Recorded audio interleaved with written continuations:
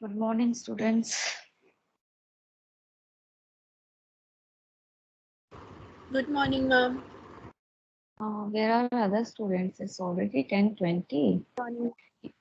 You guys were having some class before this? No, No, ma'am. ma'am. This is No, but this is your first class. Fine.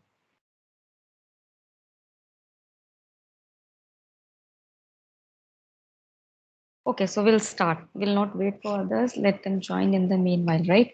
Is my voice clear, audible to all of you? yes, Okay, ma'am. fine. You can just stop me in between if my voice is breaking because sometimes there's always a network issue in the basement, right? So you can message me or you can just stop me and tell me that I'm not audible. Fine. Okay. So yesterday we could not finish our bacteriophages. So, I'll start it again, the whole lecture. We just did 2, 3 slides only, I guess, right? So bacteriophages, we discussed it yesterday also that they are obligate intracellular parasites that multiply inside bacteria and it uses the host machinery for doing so. So they are most common biological entities. That means they are abundantly present everywhere in the waters. Wherever bacteria is there, there you'll find the bacteriophages. And more than 90 years, they have been used as an alternative to antibiotics because their mode of action is very specific. What happens when we take antibiotics many times, there are a number of side effects are being reported due to the antibiotics, right? Because they are not very specific. They affect our healthy cells also. But bacteriophages are very specific. They will only kill the bacteria. They will only affect the bacteria. They will not affect any other thing. So they are very specific. So their specificity is more than the antibiotics. Yes, if we talk about the composition, they have a nucleic acid and a protein just like viruses.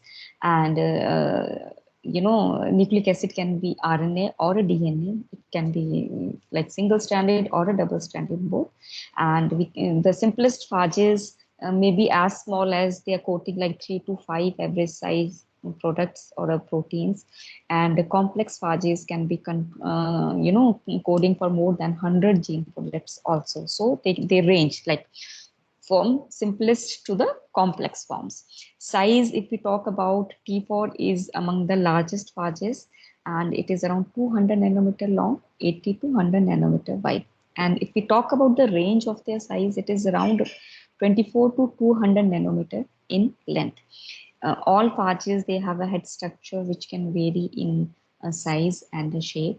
Tail, many phages, yesterday also we discussed that many phages they have tail, but there are some group of phages which don't have a tail, right? So yes, on the basis of different properties, it could be the type of the tail which is present or a presence or a non-presence of a tail. They are being classified into 10 different families, right? And on the basis of a genome also. So according to the ICT, the International Committee on the Taxonomy of the Viruses, the same committee which we discussed while we were discussing the classification, and they gave the classification for the viruses also, especially the plant viruses. ICTV has given a very elaborate classification that how we need to classify. So they classify the bacteriophages also, right? So they have been classified under the one order which is Cordovirales, and around 10 families, 10 different families are there. They have RNA and DNA, single stranded or a double stranded. Or if we talk about the shape, they could be the filamentous or a pleomorphic. Pleomorphic here means not any proper common shape. They could be random, like they could be small, they could be larger, lot of variation in their shape, right? Then okay, the tail in the tailed phages, those phages which have a tail, it also varies in length, and they are further categorized into 3 families: Myoviridae, Cyphoviridae, and Podoviridae. That means these 3 families, they have a tailed phages, and they also vary in size and a shape. Then Myoviridae include phages which have a contractile tails, whereas Cyphoviridae include phages which have a long tail but they are non-contractile, and Podoviridae include phages which have a very short tail. Now, these tailed phages are again a large group of viruses which account for 96% of the phages. That means 96% of the phages, they are tailed one, and only 4% of the phages are there which do not have any tail present. So, brief history of the phages, like I discussed about one saying yesterday also, that Ganga, you take a bath in a Ganga water and you get rid of all kind of skin diseases. So it was a belief in people. So, we in India, we consider rivers as a holy, they are considered the holy water, and lot of respect in a, it is being given to that water. There's a proper, aarti bhi hoti hai Ganga ki. So they treat Ganga also as a goddess. So within these things only, when earlier the bacteriophages were not discovered, though at that time what happened, that people, they used to take some dip in the holy water, Ganga water, and then they used to say that due to the Ganga water, it has so powerful, it has some powers, that their skin diseases are getting better. So basically, this was due to the presence of bacteriophages in the Ganga water, due to which the skin-borne infections were getting better, right? So this is how they were earlier thought to be discovered. So in 1915, William Todd was the person who discovered them. And then in 1917, Felix T. Harley, he was the person who found out that they have certain potential to kill the bacteria. So after a pre-antibiotic era, they were, at that time, antibiotic was in use to a larger extent, and bacteriophages were not considered as that useful, or you can say not much research was done on the bacteriophages or their antibacterial properties. But then in some part of the country, world, some people, like in Georgia, they started their work, they continued their work on the isolating bacteriophages, and they also used bacteriophages to treat many diseases. Phage life cycles, we have discussed that they have a lytic life cycle and a lysogenic life cycle. Lytic life cycle is where phages, they infect and they kill their host cells, right? They just kill the host cells after when they are replicating, right? The lysogenic life cycle is in contrast, is where instead of killing their host, they go and integrate with the host genome, right? Or they can exist as a plasmids within their host cells. So lysogenic cycle can be stable for a number of a generation, right? And the bacteriophage may alter the phenotype of a bacterium also. So by expressing genes that are not expressed in the usual course of infection. And this process is known as a lysogenic conversion. And example of this is the gene associated with Vibrio cholerae, which encodes the toxin that causes cholera symptoms. So phages, there's another term also, phages may also have a pseudo lysogenic component to their life cycle. So this means that there is a situation where when phage, it enters a bacterial cell and it does not integrate with the host genome. It is there for some time. It could be due to maybe the conditions are not very favorable for integration. Like yesterday, Yukta posted a question in the teams that how long they can be in a pseudo lysogenic stage or this particular phase. So this stage is not defined, but yes, till the conditions are favorable, till they find that the host conditions are favorable for them to integrate and bind, till that time they can be in a pseudo lysogenic stage. So after some time, it could take some time, maybe a few days or a few months or certain period of time. It is not being defined. It is just that, okay, they are there in a pseudo lysogenic stage, but when they find that the conditions are favorable or they are still fine for them to integrate with the host genome and replicate, they go for that, right? Then phage abundance and diversity is like they are very abundant and diverse. Then how to identify them, and how do we uh, know that they are very diverse? How do we identify them? What are the different approaches? So usually the approaches which are used for the to know the phage abundance are based on the epifluorescent microscopy, which is followed by the DNA staining. And they say that in seawater are around 10 different type of phages for existence in bacterial and archaeal cells. So epifluorescent microscopy, I hope you know the term fluorescence, right? What does the fluorescence mean? Can anyone tell me what does the fluorescence mean? What is fluorescence?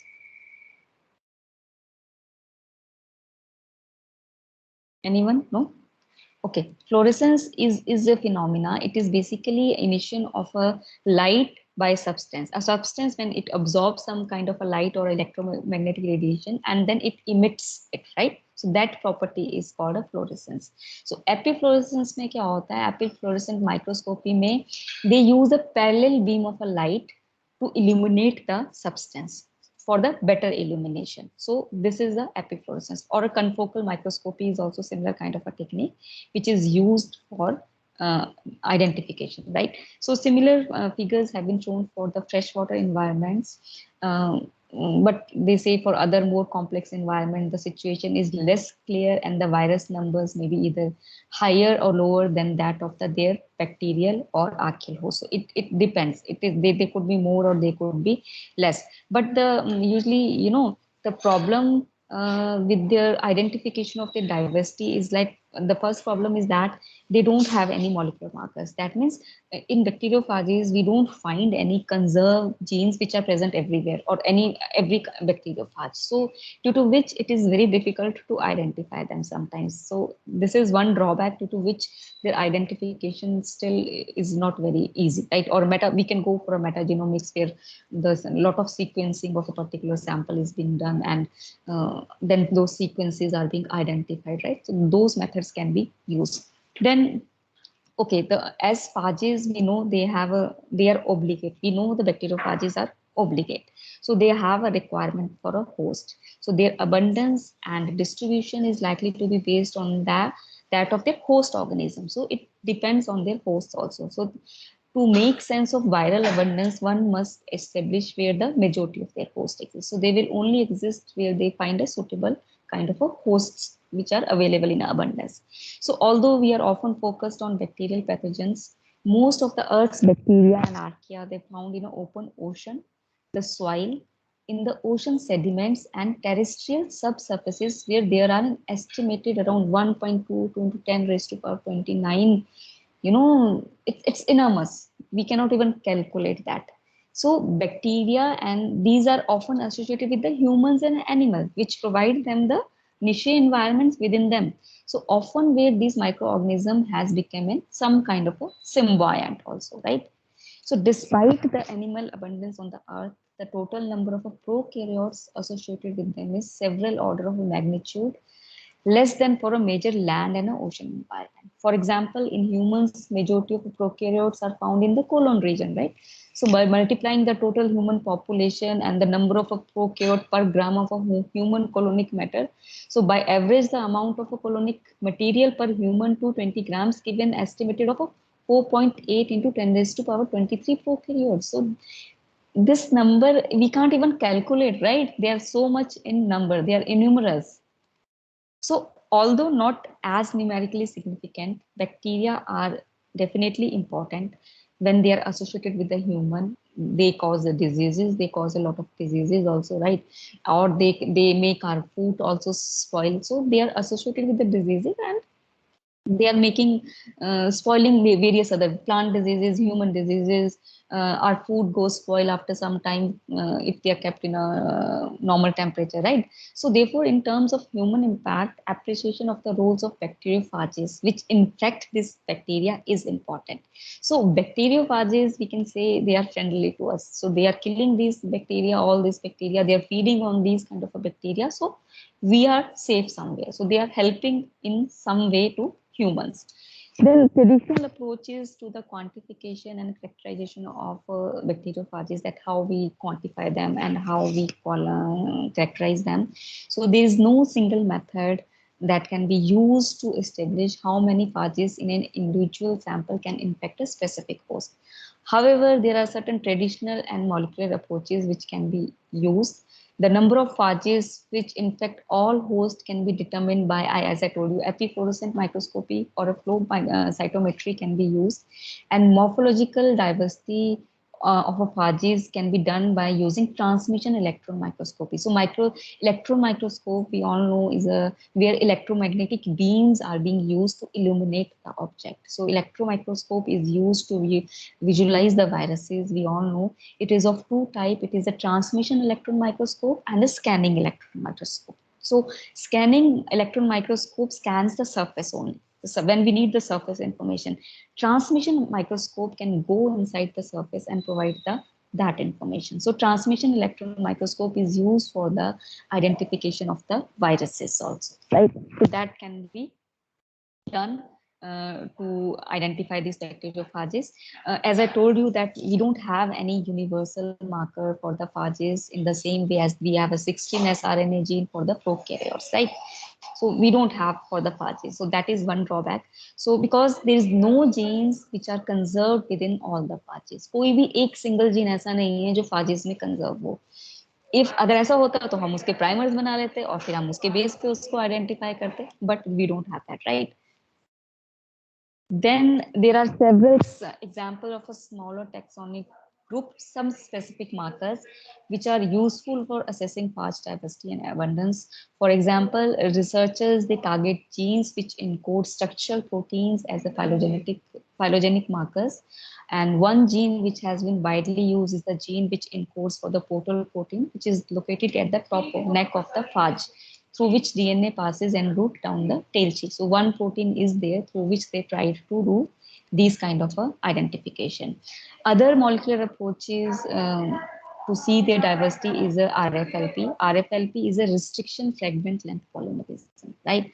So RFLP is used very commonly to study polymorphism in other organisms also. It's a very common mechanism which is being used. So this is being used in bacteriophages also. Then there's another term which is known as a metagenomics. So maybe 10 years or 20 years, no, 20 years, I guess. In the early 2000, the metagenomics was a very new term which was being introduced. And it is basically the study of a collection of a genetic material or a genomes from a mixed community of an organism. So it refers to the study of a microbial community, right? So metagenomics is another branch which can be used. So this is the newest way of assessing phage diversity. And this is where the total viral component from a particular environment is collected and sequenced. So we collect and we sequence those samples. So this approach has been made possible due to progress in the sequencing technology. And now at one time, the sequencing was a very costly thing that we need to think twice when we need to sequence a particular genome or a gene. But these days, the sequencing, there are a lot of sequencing techniques which are being introduced and they are cheap also. So it can be easily done that way. So metagenomics can be used to identify phages or phage genes of environmental significance. And this allows data to be collected on the dominant viral genomes present in a particular location and without having to culture their host and isolate phages, and provide the starting point for understanding the role of bacteriophages that they may be playing. The main drawback, there's a drawback to metagenomic study also, because the viral genome diversity is very high. It is very diverse and a very high. So large proportion of the predicted genes are either unknown or hypothetical. We don't know about them. So we don't have much information, even if we sequence them, right? Even if we sequence them, but we analyze the sequences on the based of the data which are earlier available. But since we don't have the data which is already available, so we need to lot of sequencing is required to be done, and lot of data analysis is required to be done. So this is only possible if number of samples are being sequenced and certain kind of a comparative studies or phylogenetic studies are being done, right? Bioinformatic techniques are being used for the comparison of purposes also. So then it will be more easier. So, okay, then leave it. Okay, uses of a bacteriophages. Now, why they are important, why we need to focus much on the bacteriophages. Yes, they are the pathogens, but then they are not human pathogens. They are the pathogens of the bacteria. So that is why we all are very happy that they are not going to affect us. They are going to affect the bacteria only. So how we can utilize them in a different way? So a lot of researches are being done since they have been identified that how we can utilize bacteriophages in the different purposes, for the different purposes and in a different way. So they are currently being used for the diagnosis and typing of a particular bacteria species. And how does this happen? Because bacteriophage has a specific affinity for a particular bacteria. So हमें पता है वो एक particular bacteria को ही affect करेगा, तो उस basis पे we can type that particular bacteria, right? The most useful aspect of bacteriophage is the phage therapy against the bacterial infection, which yields promising results. So, phage therapy is a very common term these days that we use. It is very commonly being used to treat the bacterial diseases.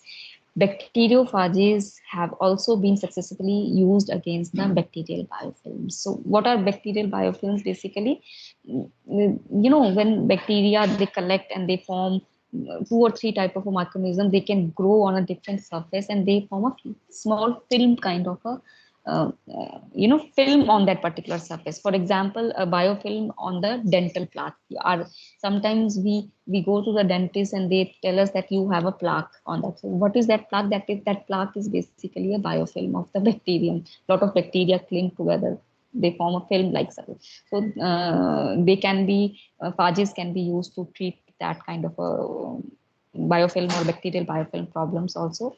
Then they are also being used in the food industry to minimize the bacterial load. And another important point is the phage display. So what is, I'll not discuss much about the phage display, but phage display is a technique which is very commonly used to study some kind of a protein or a protein DNA interactions, right?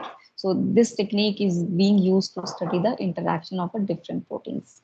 Then if we talk about just a moment. Okay, then phage endolysins or lysins are the enzyme which cause damage to the cell wall's integrity by hydrolyzing in the bonds in the peptidoglycan. So that is how they are being used as antimicrobials. So phage lysins, they have been used in the veterinary field to control mastitis. This is basically a problem, some kind of inflammation in the breasts basically. So to treat that problem it is being used. Then ply 700 lysine is a very good effect on a streptococcal organism that are involved in a bovine mastitis. Then lyse H5 lysine acts against staphylococcus organism causing mastitis in kettles also. Then again, lyse MP has a broad spectrum of activity. These are the examples, some of the examples that how they are being used against different kind of pathogens, right? Okay, then bacteriophages have also been used in the diagnostics for the detection of a foodborne pathogen like Enterobacter, E. coli, Salmonella, and Staphylococcus. Then biosensors based on phages are rapidly growing and gaining its importance in a food industries. So what are biosensors? How do they are being used? Basically, these are the devices which are used to detect the presence of a certain analyte, right? Any biological analyte or a biomolecule. So these can be used as a biosensors also. Phages and their proteins, they are immobilized on atomic force microscopy, and then they can detect the pathogens. For salmonella or other pathogen detection, they can be used. Biosensors can be, we can make biosensors for the identification of the viruses also. So in that cases, what we do, we just immobilize the antibody that we have raised for a particular virus on a atomic force microscopy, and after that if we put some antigen on that, right, so that some kind of a reaction will take place when antigen and antibody they'll bind. So that reaction will be determined in the form of a signal. These are called the biosensors basically. Then immobilization of phages on silica particles also guarantees cheap and effective method of pathogen detection. Then recombinant phages like phage against Vibrio they carrying LUXAB genes. So when they enters the bacteria, they undergo usual replication, and this gene is incorporated into the bacterium. So while detecting the bacteria, an illumination is produced due to the presence of this gene, which confirms the Vibrio infections further. Then a need of a phage therapy. Why do we need that phage therapy? We have a lot of antibiotics, but since many years we are facing a antibiotic resistance problem. So both in human and animal medicine. So it is not very easy to identify newer and newer antibiotics every day, right? So phage therapy or use of the bacteriophages can reduce this problem and alternative to antibiotics that we use. So an evolution over the time period is the basic properties of bacteria, and it has its own time frame within which it develops resistance against an antibiotics to which it was susceptible earlier. So it is usually recommended. Doctors always say that without any prescription, we should not keep popping antibiotics, because when we take a lot of antibiotics, those bacteria, they develop resistance against the antibiotics. Then Staphylococcus is the most common bacterium which develops resistance to most of the antibiotics. Then methicillin resistant Streptococcus aureus, vancomycin resistant Streptococcus aureus, number of bacteria. These days, when we go to the doctor and they check us from the any kind of a bacterial infection is there. So first they do the this bacterial antibiotic bacterial resistance test also, so that in that a list will come that to which antibiotic these kind of a bacteria are resistant, so they will not give those antibiotics, or they'll give some combinations of antibiotics, right?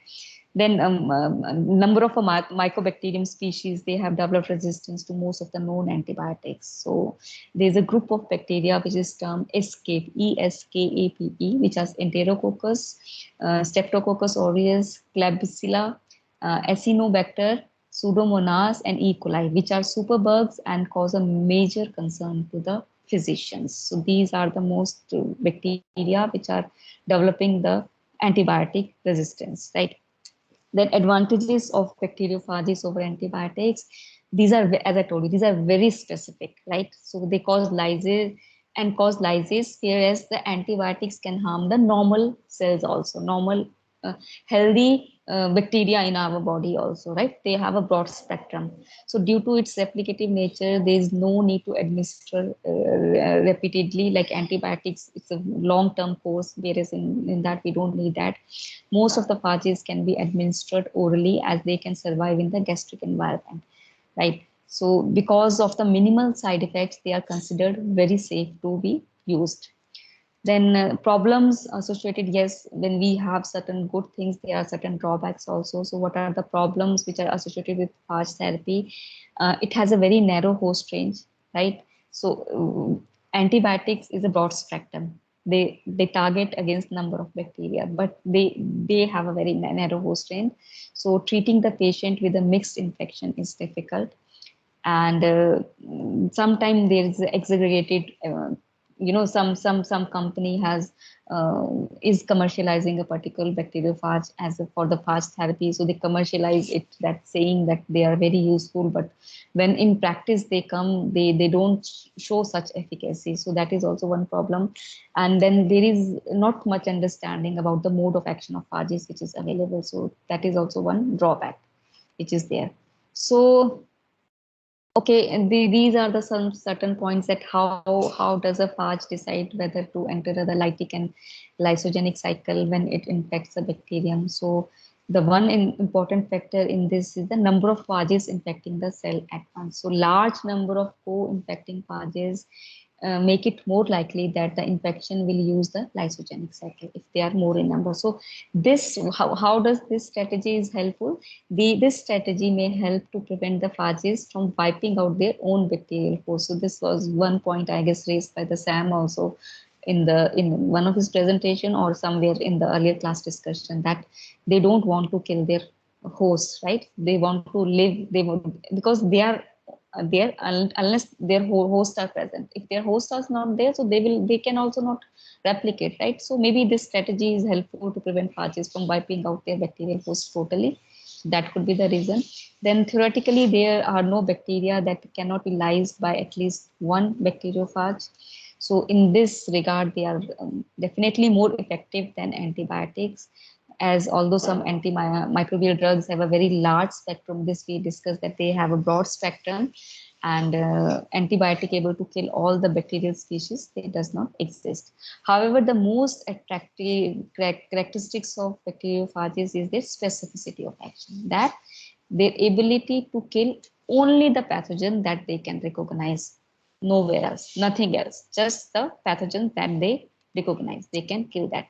So they have a very narrow spectrum of activity, which avoids the most problems strictly related to the antibiotic administration, that is the influence on the entire microbiome with elimination of the potentially useful bacteria also. So that is the one thing.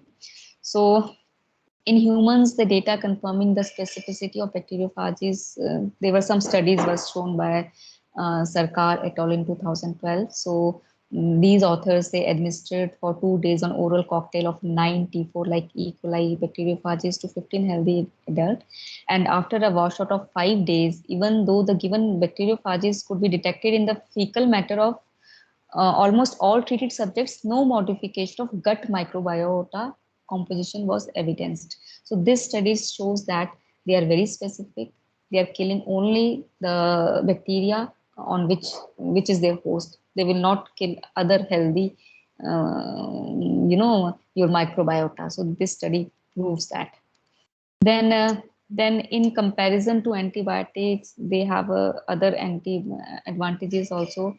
They are safer and better tolerated because they can replicate only in the target bacterium, but they cannot affect the mammalian cells. This is also one positive point. So number of experiments were done to prove this kind of a study, right?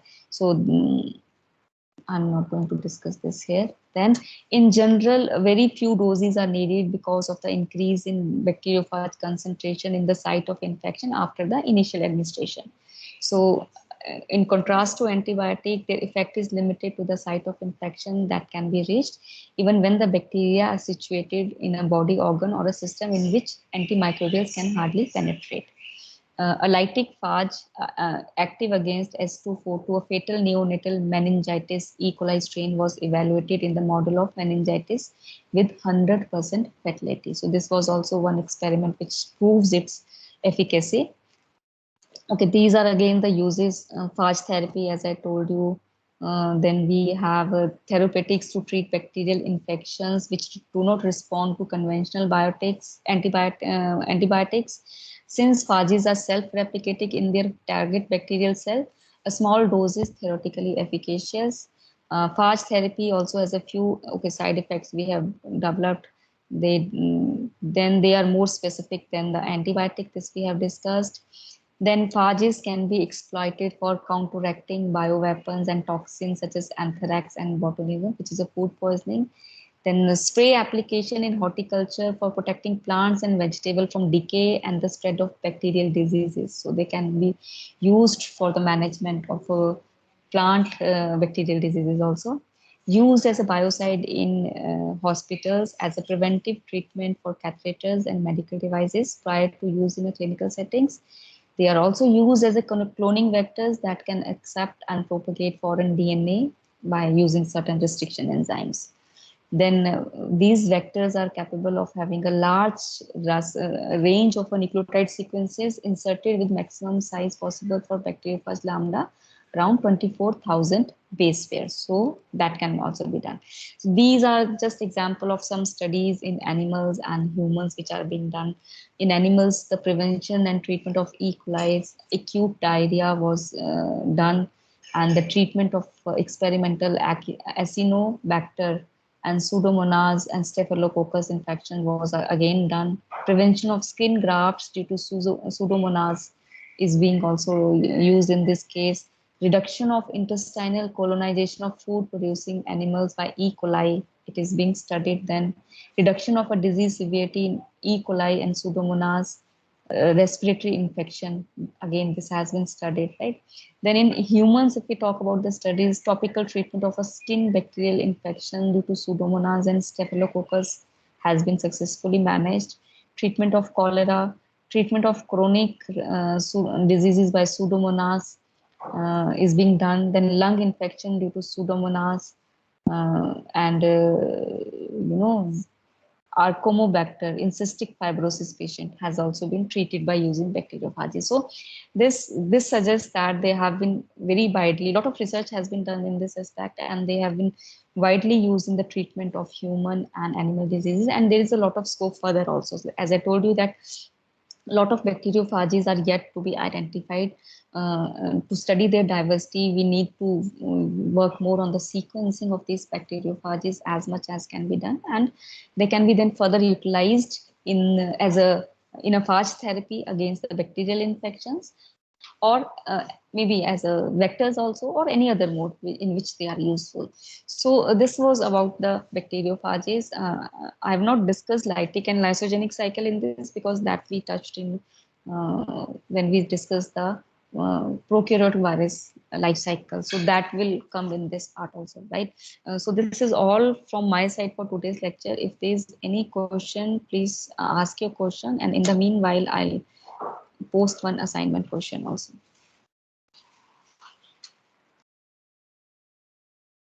Ma'am, I had a question. Yes, please. When you mentioned how we do the pathogen detection, so first we immobilize the bacteriophage. How do we do that?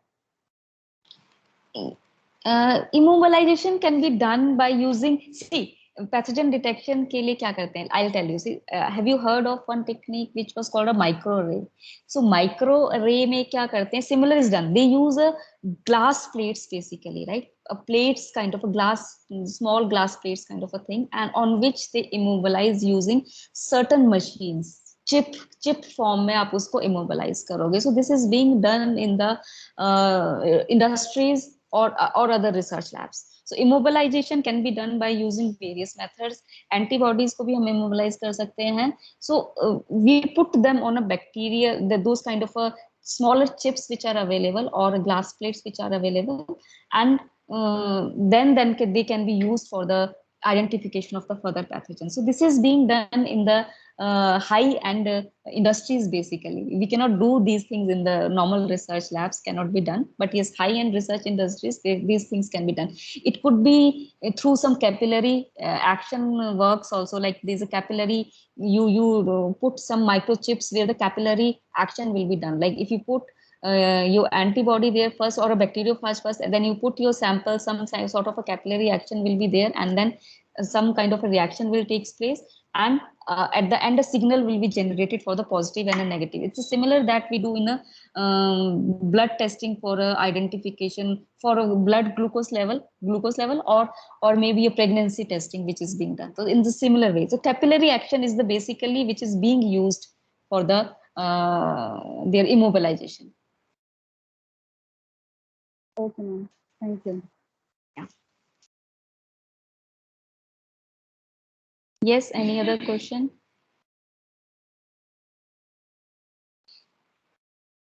Okay, let me put one assessment quickly.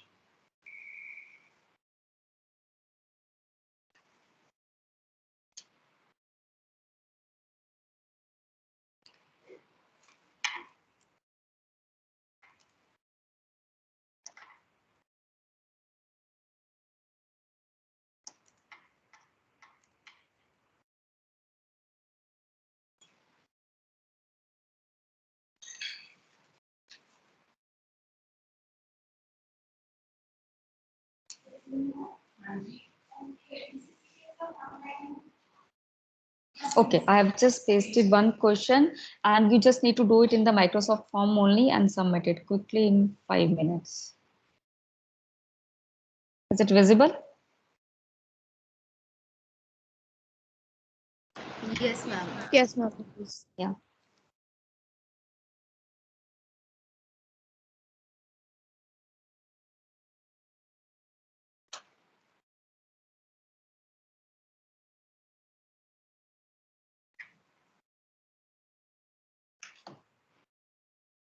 Hello. हाँ जी।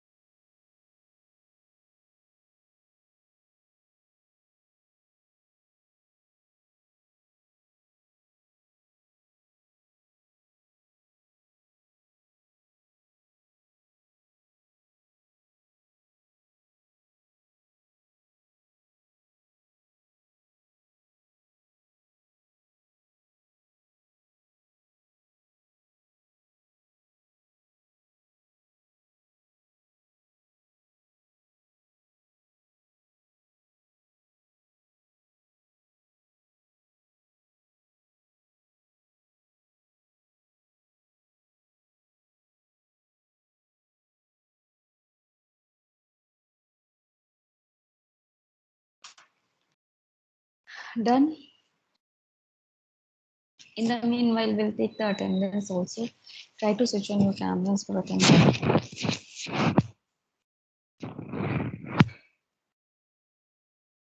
Adhish, Present, ma'am. Oiba.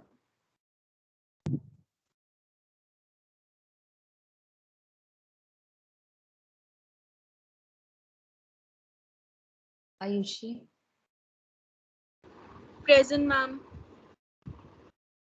Sam. Present, ma'am. Devanshi. Present, ma'am. Ishita. Devanshi आज तो problem नहीं हुई signal में. No, ma'am. See, I've changed the seat. Okay, ma'am.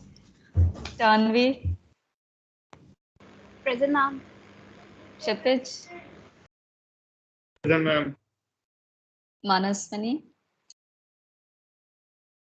Present, ma'am. Namrita. Present, ma'am. Nandini. Present, ma'am. Nehal. Ma'am, Nehal is having network issue. Okay. Nehal के बाद कौन है? Rupal.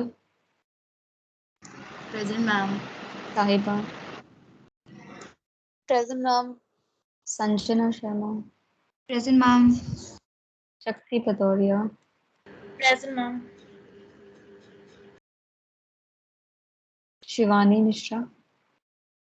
Present, ma'am. Tanvi Sharma. Present, ma'am. त्रिदेव.